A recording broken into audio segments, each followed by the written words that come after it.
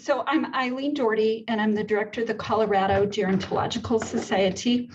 And today is National Healthcare Decisions Day.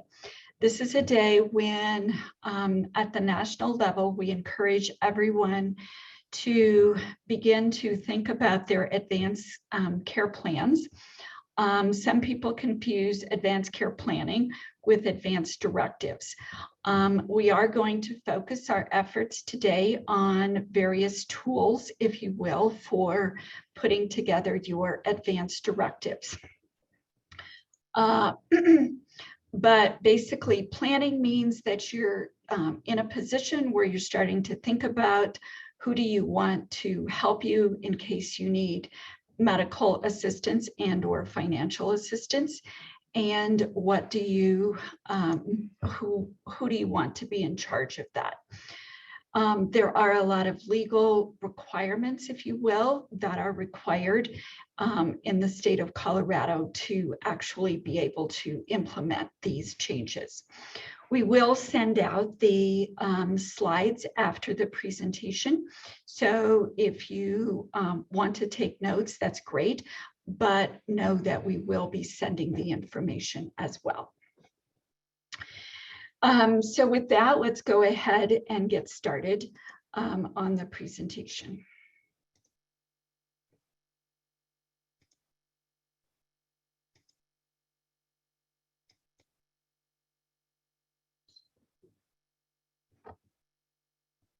So as I said, this presentation is on advanced care planning.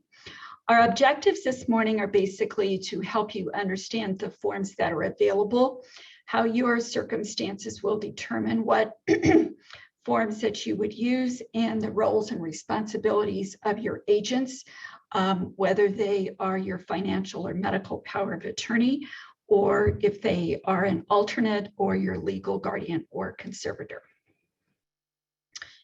So there are three types of advanced care planning tools. One is a medical, two is financial, and three is legal. So we will be covering all three of these different types. So the first one that we're going to cover is medical.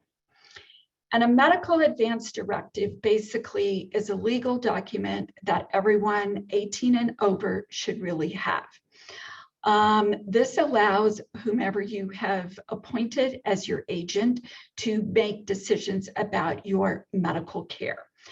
Now, this only goes into effect if you are incapacitated and you need medical care. Sometimes what we find is that people are reluctant to actually make out these documents because they believe that if they make out the document, then they have given up their right.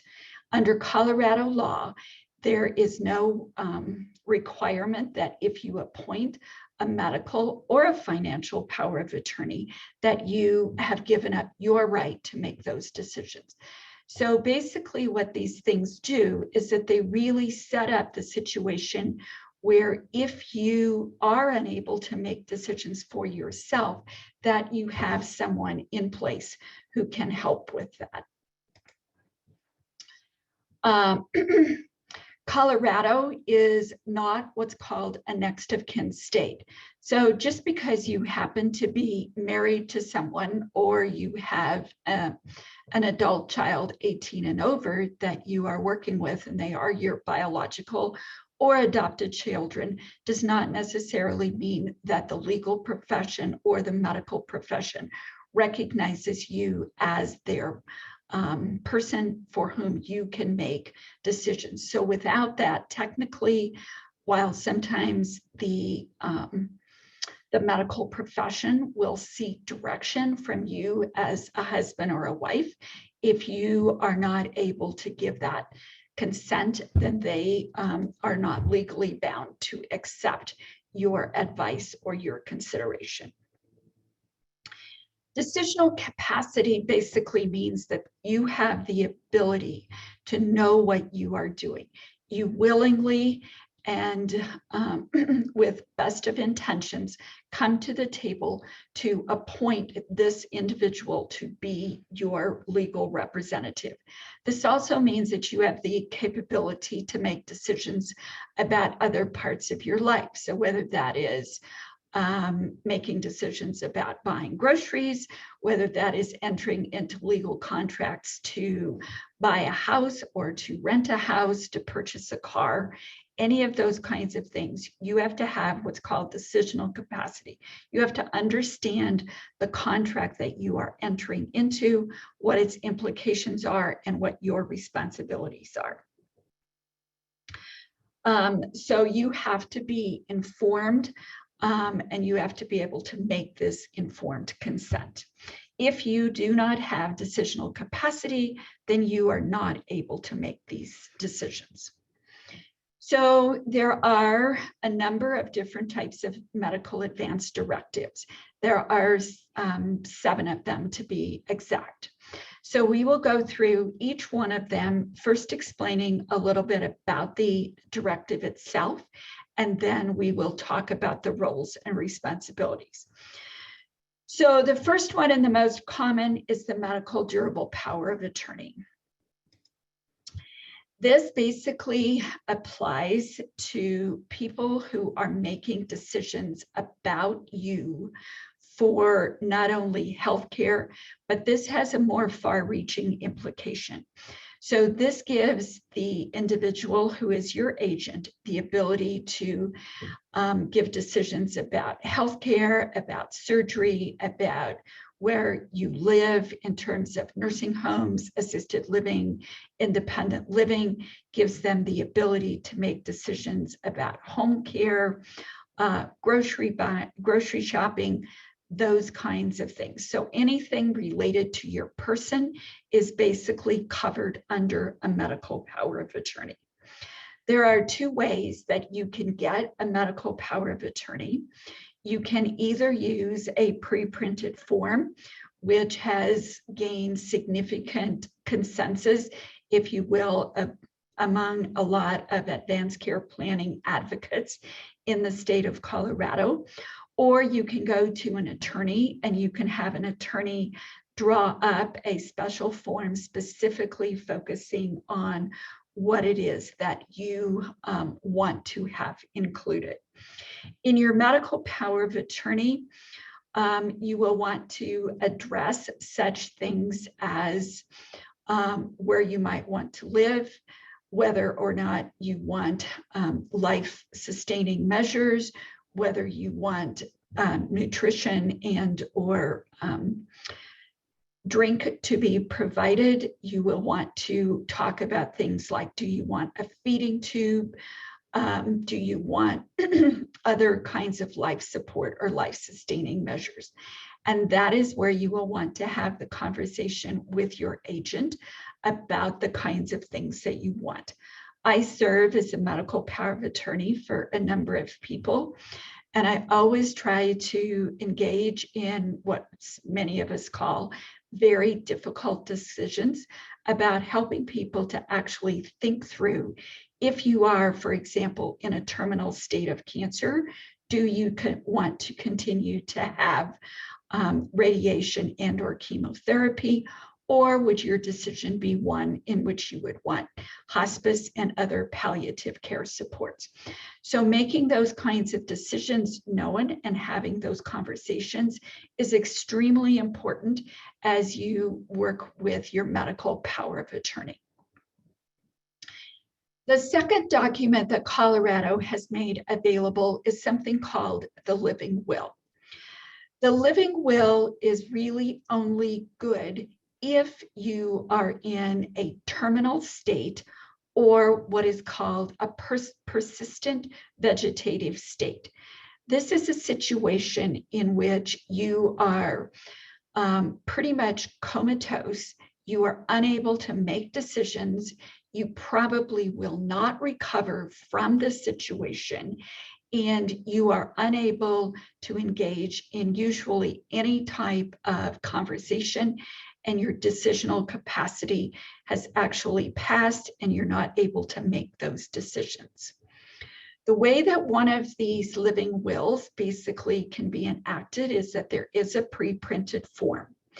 You complete the form, but for it to actually take effect, you have to have two physicians who agree that you are in this persistent vegetative state and that you do not have basically the ability to recover.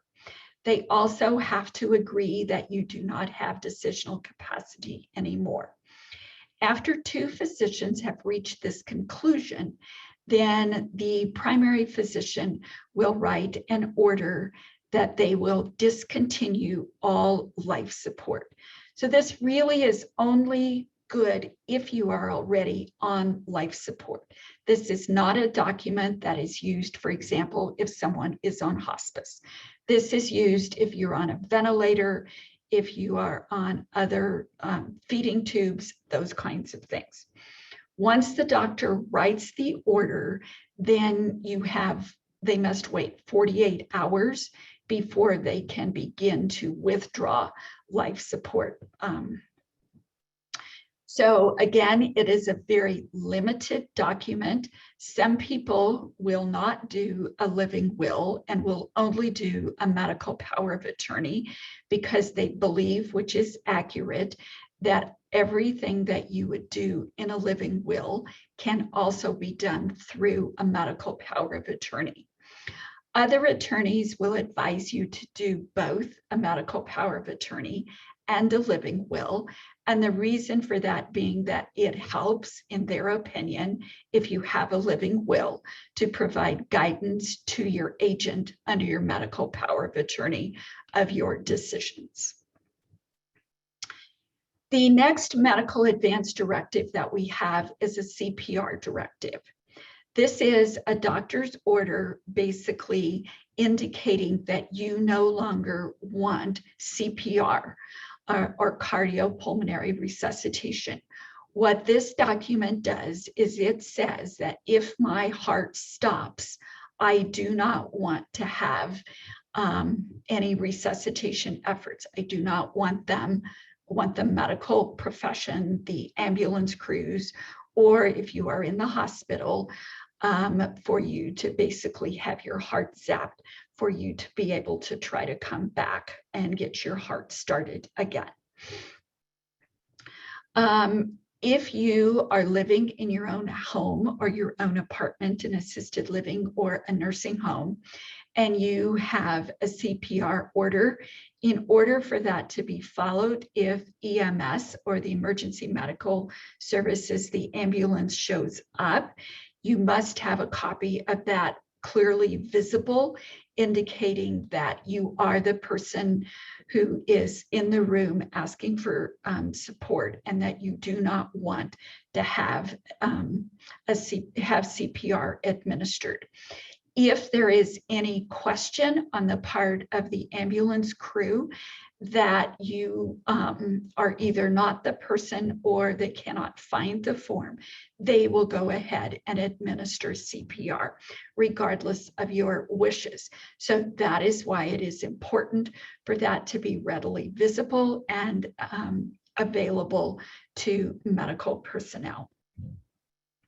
It does need to be completed by both the patient as well as the doctor. There is also a state registry that is available in which you can get your form registered. The next form is called the Medical Order for Scope of Treatment, or often referred to as a MOST form. This is basically a doctor's order that supersedes, if you will, other types of orders that if you are chronically ill and you are seriously looking at your last weeks, months, year of life, you may want to do a MOST form. What the MOST form gives you the ability to do is to give direction, again, to the people who are providing care, not your agent, but the people who are providing care, whether or not you want certain kinds of things.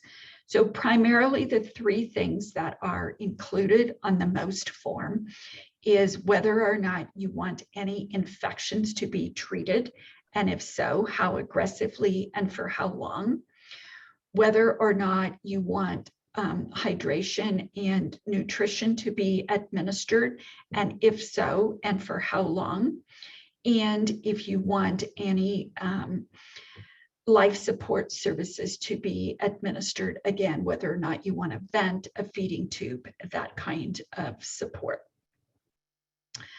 Again, you do not want to complete a most form unless you are very near to your end of life or you are seriously ill. It does have to be completed by you and or your medical power of attorney, and it has to be signed by both parties. So the roles and responsibilities of a medical power of attorney. This is your agent who will speak for you when you are unable to make decisions. You need to, again, be very aware of who it is that you appoint and the kinds of powers that you have given them. You can appoint alternates, and we always suggest that you do that. There is always reason to believe that the person whom you have appointed to be your agent may or may not be available.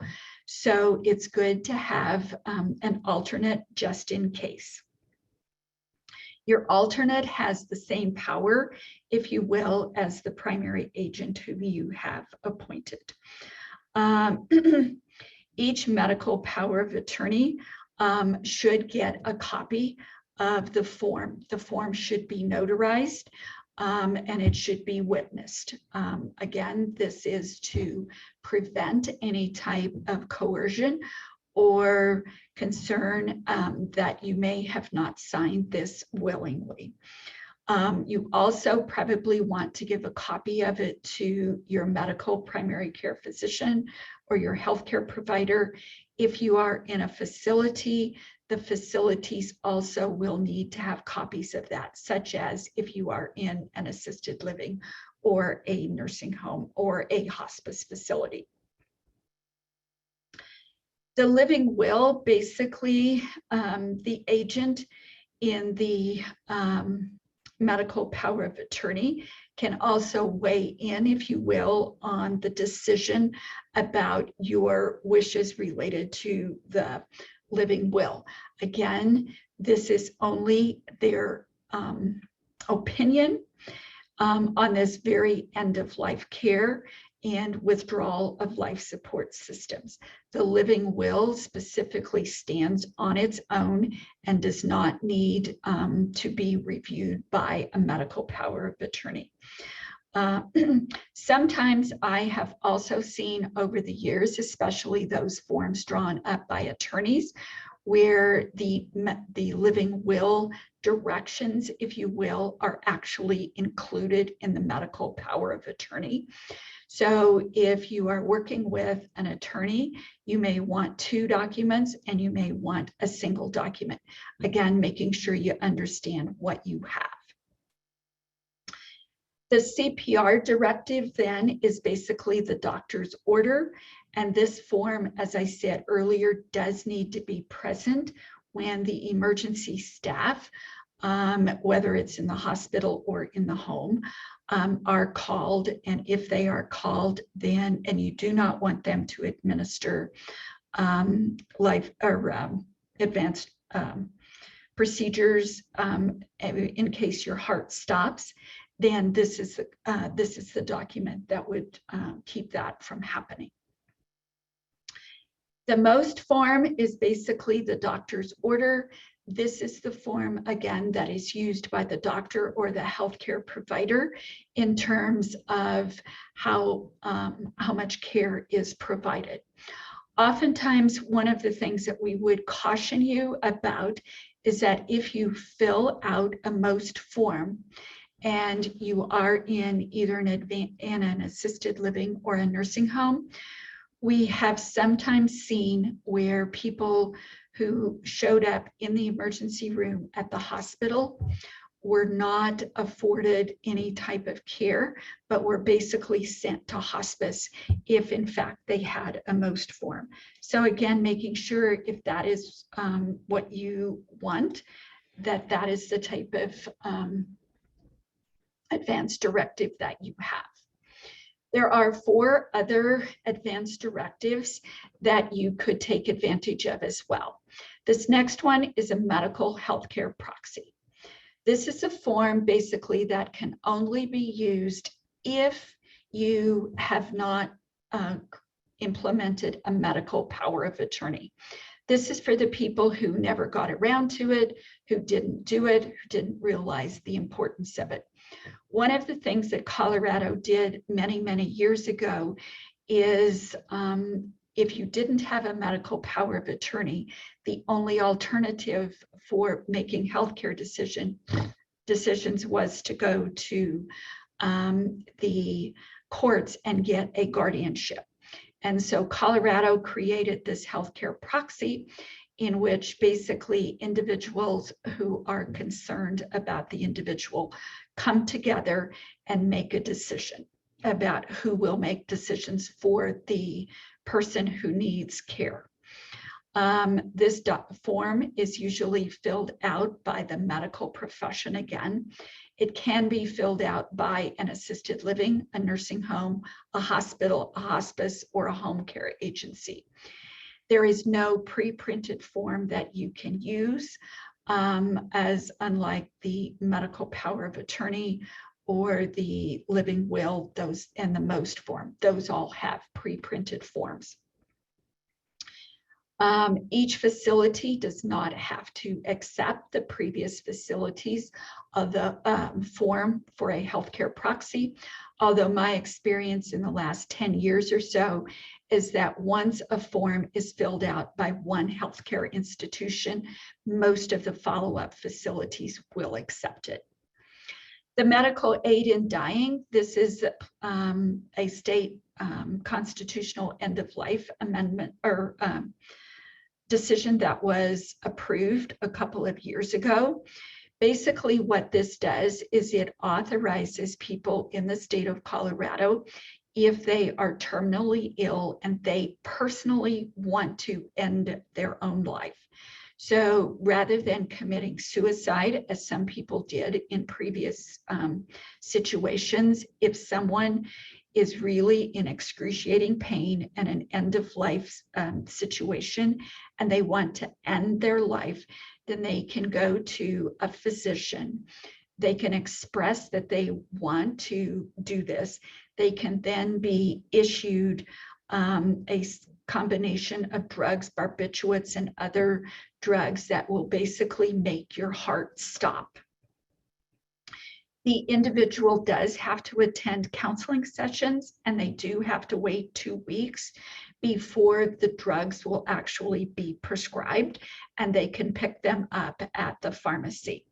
The individual has to be able to administer the drugs themselves, meaning that the powder and or the drugs they have to be able to get them out of the pouch or out of the bottle, and they have to be able to administer them themselves. There is a lot of debate as to whether or not I, as a person assisting them, could actually cut the pouch or whether I could open the medicine bottle. The majority of people who intend or who opt to use this form of taking their life in a terminal condition do not end up using the drugs that they have secured, but they have them in case they want to use them.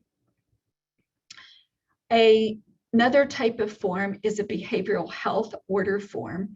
This in some ways is very comparable to the medical orders for scope of treatment and was modeled on that form. This form is specifically only for people who have psychiatric diagnoses. So somebody who is a schizophrenic, somebody who has a psychosis, who has severe manic depression, personality disorders. If you suffer from one of those types of diseases, you may want to use the psychiatric form. And basically, this is a legal document, again, outlining what kind of care and health services that you would like if you are suffering from some type of a psychiatric episode and are not able to make decisions.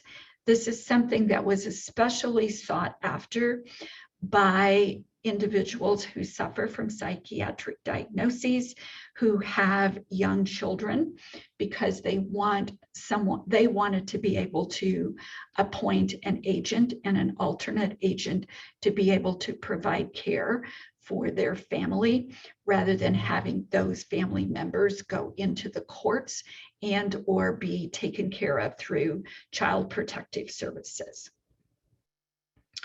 The next form is a form that we don't see used very often anymore. It is called a Designated Beneficiary Agreement. It was originally really proposed and brought forward by the gay, lesbian, transgender community. This is a form in which the two partners who are unrelated can appoint each other to be their medical power of attorney.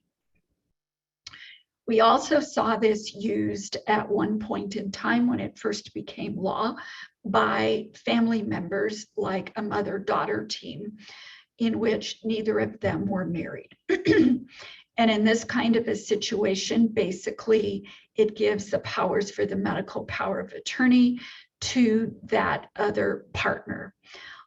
It does have to be recorded in the county clerk's office. The other thing that the Designated Beneficiary Agreement does is it has an additional component which allows the person who is designating their partner to be their beneficiary to also make decisions about property. So if I own a house and I enter into an agreement like this, and I am not married and I want to give this to my partner, then I can also leave my property to this individual. So the roles and responsibilities then for the medical healthcare proxy is that whoever is identified as the proxy then becomes the primary decision maker in terms of healthcare decisions for that individual.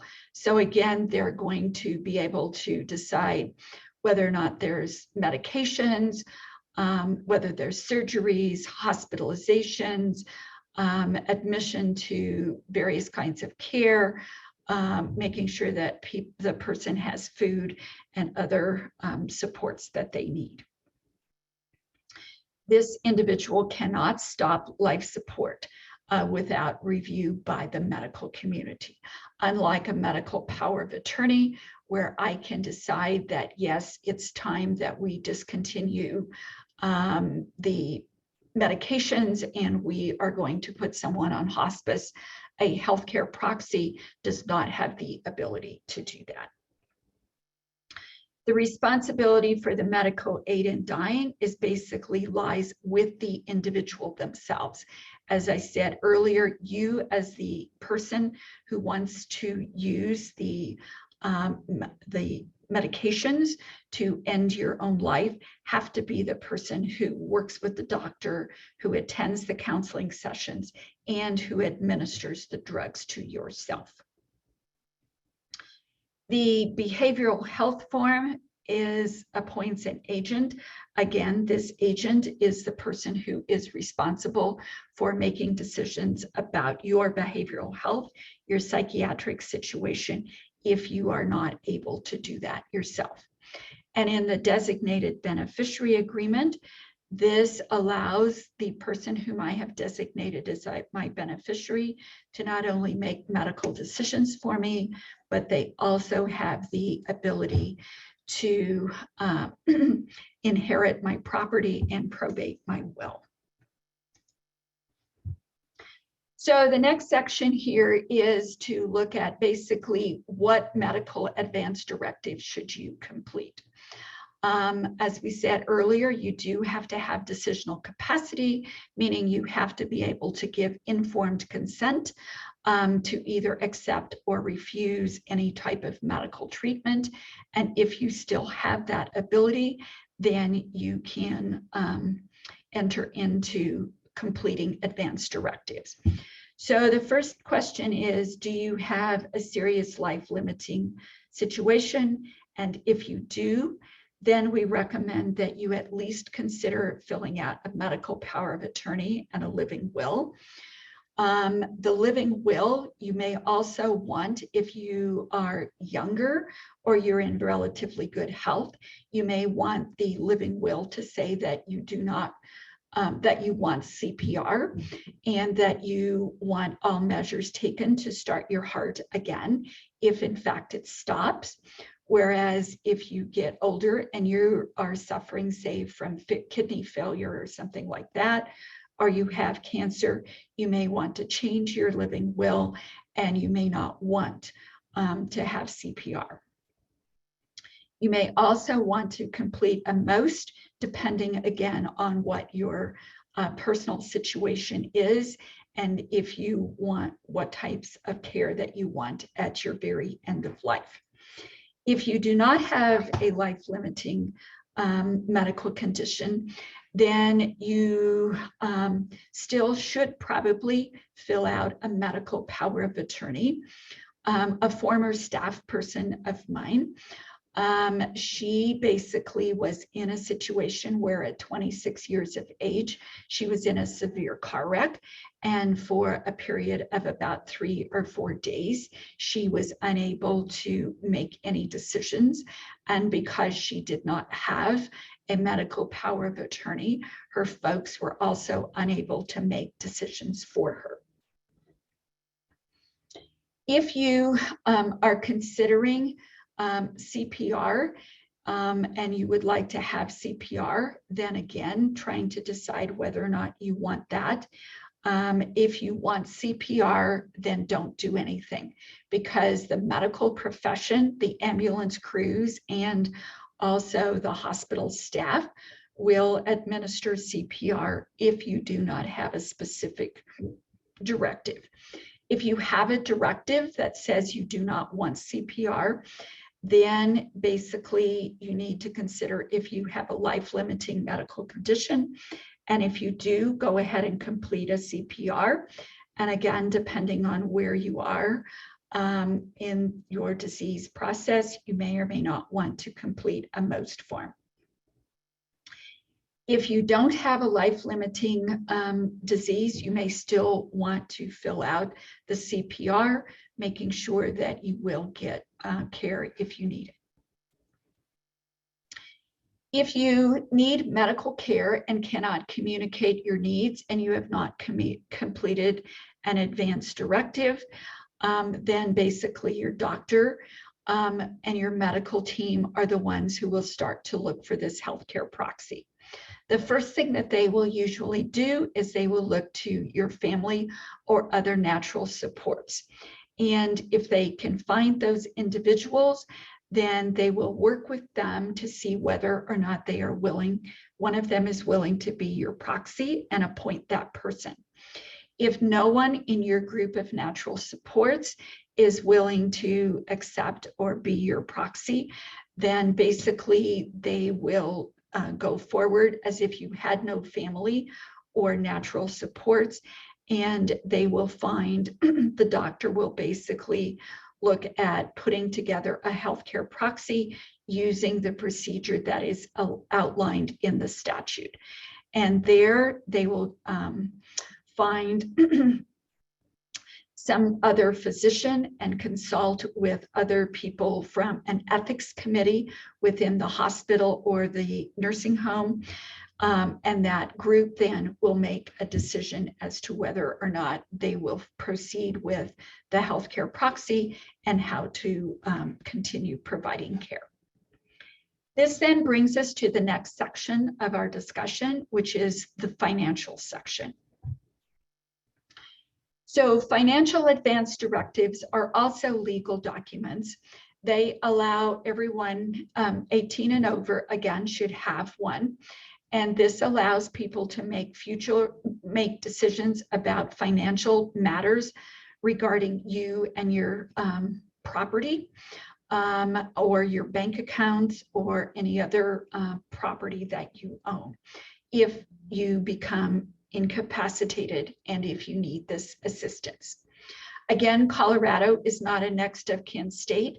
So unless there is either a financial power of attorney in place, or if the property is owned in joint tenancy, then no one can make decisions, financial decisions for you. To execute a financial document, you do again have to have decisional capacity. So there are three types of financial directives that normally can be used. The one that you need to do under most circumstances is a financial power of attorney. This is basically, again, identifying an agent who will not only speak for you, but will also make financial decisions. And within Colorado, in the state statute, there is a pre-printed form. Most organizations such as ours, as well as most attorneys, use this pre-printed form. The pre-printed form then has maybe 20 different items listed. And it asks you specifically where you want to give your financial power of attorney authority to act. So do you want to give them unlimited authority, or do you want to limit their authority? For example, do you only want to give them access to your checking account and only one checking account, or do you want to give them access to multiple checking accounts? Do you want them to be able to buy and sell stocks? Do you want them to be able to buy and sell real estate? Do you want them to be able to manage your IRA or other investments?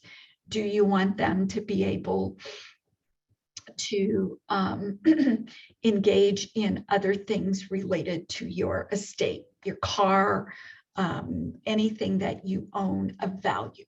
So your financial power of attorney becomes a fiduciary, and it is their responsibility to exercise their fiduciary responsibility in managing your affairs. Again, this form provides for an agent who has to be 18 years of age with 2 alternates.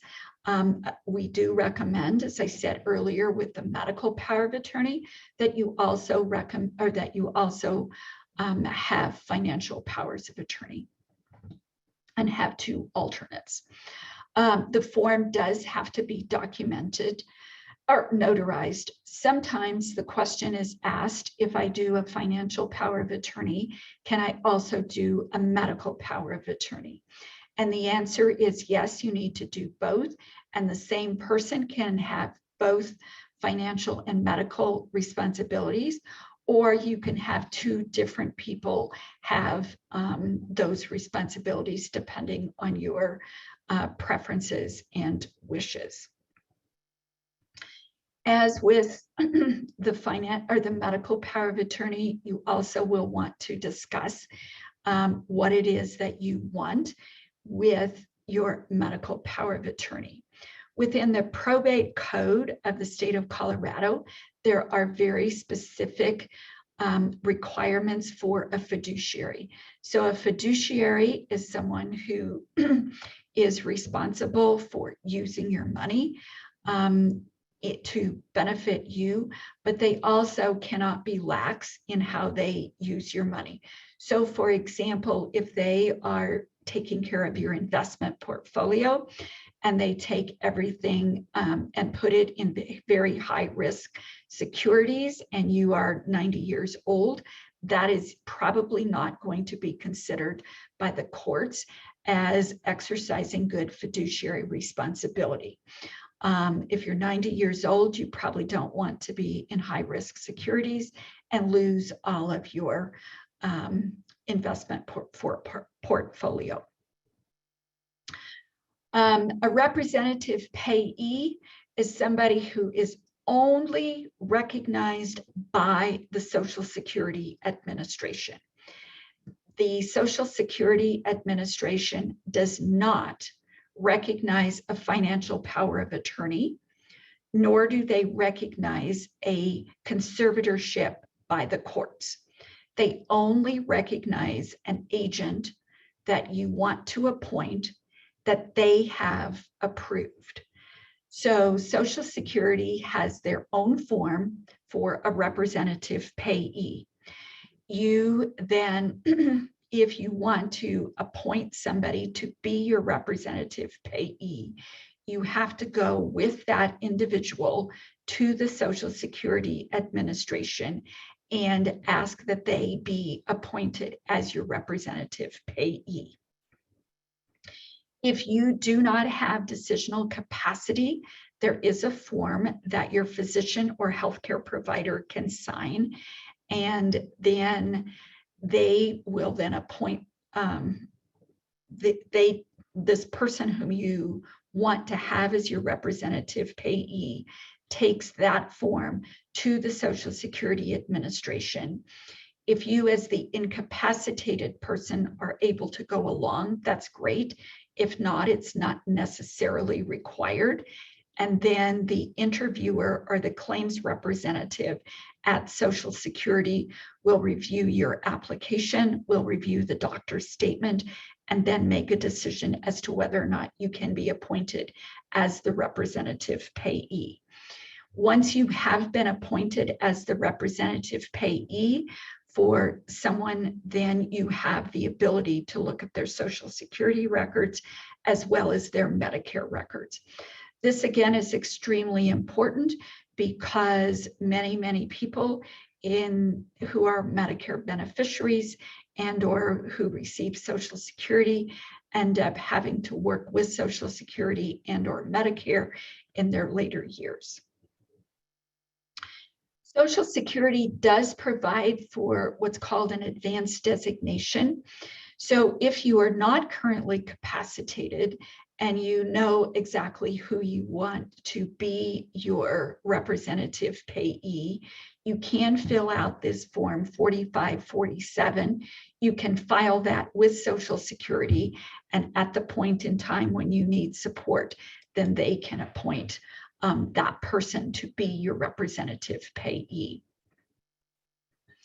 So the roles and responsibilities of the financial power of attorney basically is that they can sign all legal documents for you. So they can sign checks, they can sign contracts, they can sign investment documents, they can sign real estate sales contracts, they can sign acceptance contracts, they can put money in investments, they can pretty much do everything if you give them unlimited power. Sometimes we see people who will give only limited power. So say, for example, I am in a business partnership, we're closing on a real estate deal, and I'm going to be out of town for the date of the closing. So I might give my business partner my financial power of attorney in a limited way to only sign the documents that day for that real estate closing. So they can be either unlimited or they can be very limited. You do need a copy, again, whoever is working with you, if they are going to accept this power of attorney, they do need to see a copy of it, and you need to make sure that specifically the power that somebody says that they have is actually a power that has been granted by the person giving the power. As I said, the representative payee is the only person at Social Security who will have access to your accounts.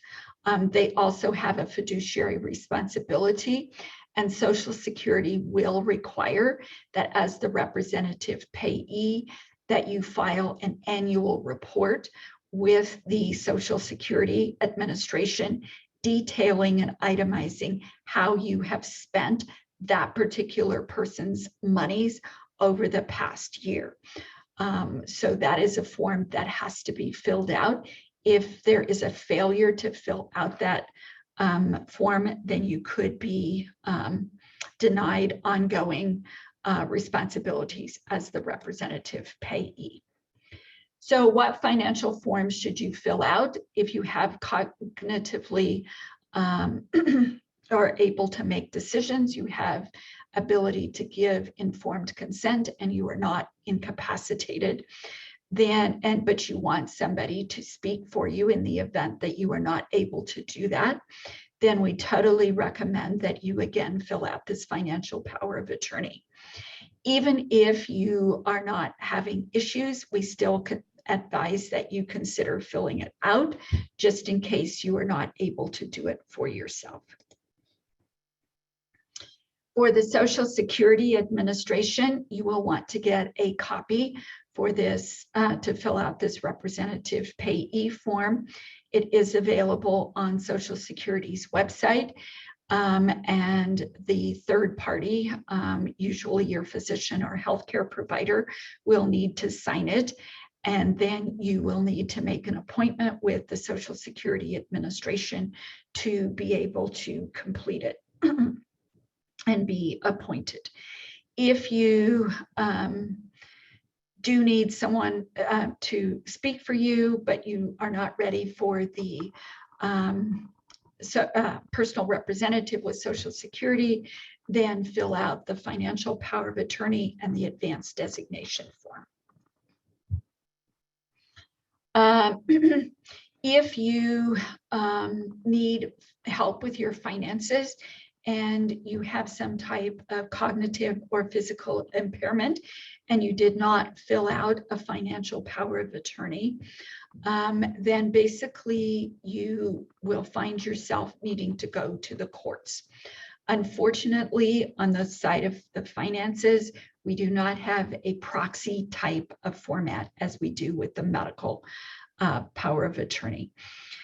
So a conservatorship is basically a legal proceeding in which the courts will appoint somebody to be your conservator. If you do not need this type of conservatorship and you haven't filled one out, we definitely consider or want you to consider still filling out the financial power of attorney and the advanced designation. If you're not on Social Security, then at least fill out again the financial power of attorney. So let's turn our attention next to the legal piece of this, which is conservatorships and guardianships. If you are unable to make decisions and you need this type of protection or oversight, then, and you do not have advanced directives, then the probate court is the court that will get involved to help with making these decisions. The probate court, you can do these filings for conservatorships and guardianships on your own. There are pro se forms that you can fill out and go through the process. They're relatively easy to follow, and the courts have done a good job at helping to sort of walk you through the process, or you can hire an attorney and have the attorney represent you. One of the things that's important is the documentation that is required. So under a legal guardianship, basically you are deemed incapacitated by the courts. Usually the courts are going to require some type of neurological evaluation, either by a neurologist, by a psychiatrist, or by your primary care physician. This medical evaluation requires, if you will, that these medical professionals have deemed that you are no longer able to make decisions on your own. A guardianship then is approved by the courts, and the guardianship can be either a full guardianship or it can be a limited guardianship. Once you are deemed a guardian of the court, you are known as a ward. So again, the court can basically give a limited guardianship that says that you are only responsible as the guardian for making decisions for medical decision, but the ability for where you're going to live and how you're going to get your care, that might be something that you retain support for. Most older adults that I am aware of who have a guardianship pretty much have a full guardianship. However, the courts over the years have retained the right to making any kind of psychiatric admission, so to any type of care. So if you are an individual who has a guardianship and it is deemed by the medical professionals that you need to be admitted for psychiatric care, such as to Fort Logan or a geriatric psychiatric facility, and you have a guardianship, then as the guardian, I have to go back into the court and I have to ask the court's permission to actually do an admission to a geriatric psychiatric facility or any other type of psychiatric support. To file for a guardianship, you do that in the county in which you live, and anyone 21 years of age or over can be appointed as the guardian.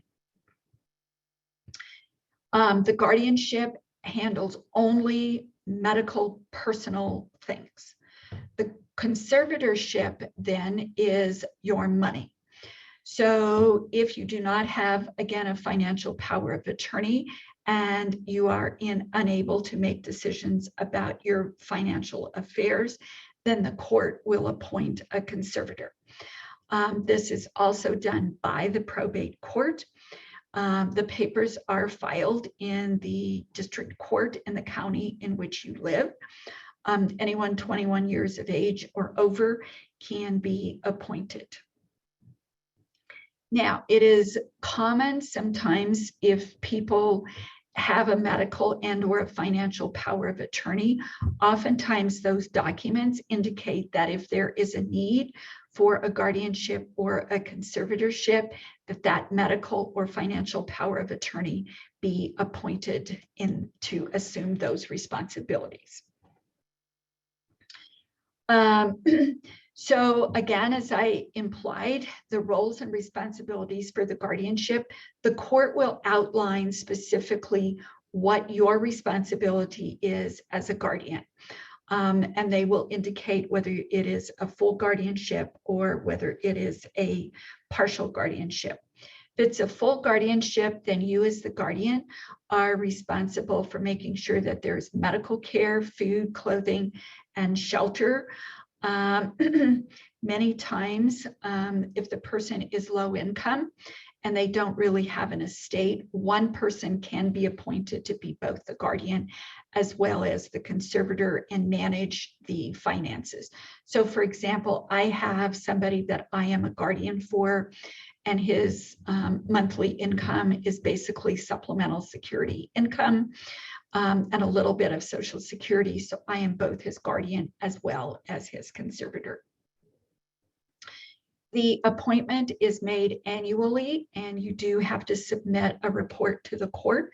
And then when you get the letter from the court, then after the annual report is reviewed, then your appointment continues for another year.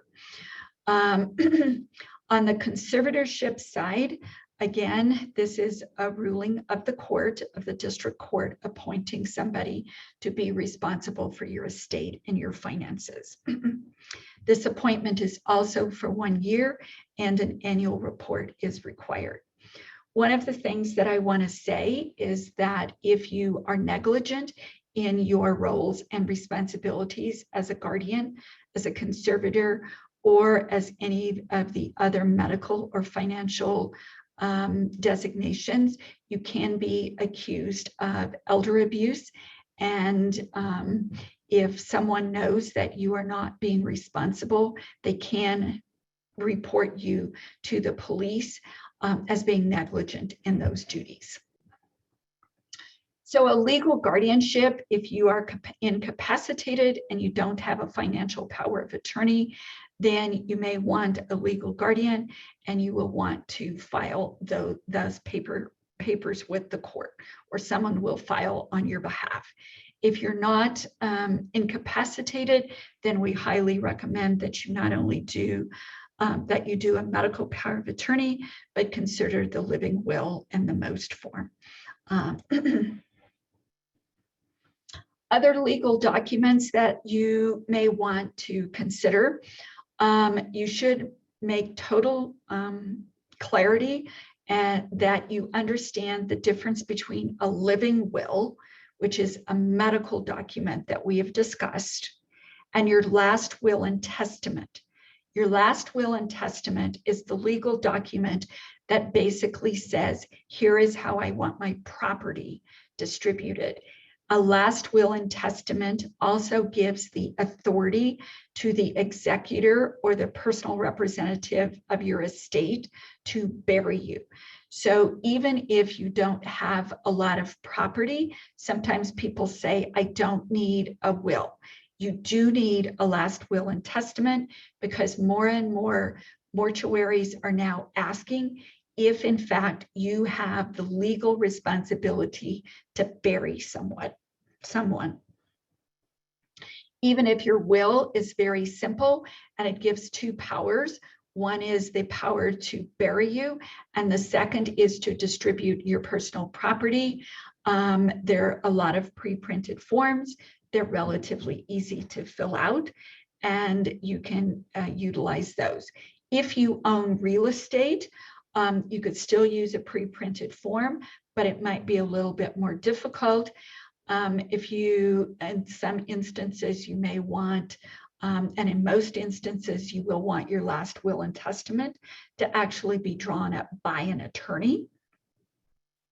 That gives you the ability then to appoint this representative, either an executive or an administrator, and then it gives discretion to that individual whom you have appointed as the administrator or your executor to carry out your wishes in terms of what you want to have done with your property.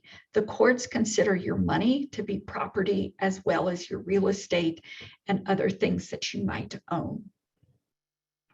Another thing in pre-planning that you would want to do is consideration giving to either pre-need funeral, burial, and cremation.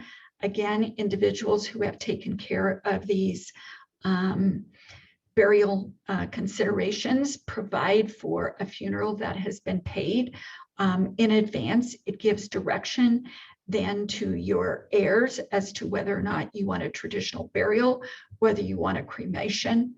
Included in this should be whether or not you want a stone, a plot, and gives basically the, has all of these plans laid out. And again, if that is taken care of, then you don't have to worry too much about that, your wishes not being carried out. The last thing that I want to talk about is that the Gerontological Society has put together a relatively comprehensive advanced care planning toolkit. If you go to our website at senioranswers.org, you can get a lot of background information and discussion on medical directives as well as financial directives. We also have lists of the pre-printed forms. We also have information that is available if you have to use like the guardianship and conservatorship forms. All of those are linked to the courts. We also have on our YouTube channel an advanced care planning playlist, and I think there are 9 different YouTube videos. A number of them are actual tutorials which help walk you through the process as well as filling out the pre-printed forms if you should decide that you want to use those as opposed to seeing an attorney. And things like a medical power of attorney, using the pre-printed forms is usually fine. We are also available to provide counseling, referral, and support. And our telephone numbers are 303-333-3482. Our toll-free number is 1-855-293-6911. And our Spanish line is 855-880-4777. Thank you for joining us this morning. And I look forward to working with many of you in the future.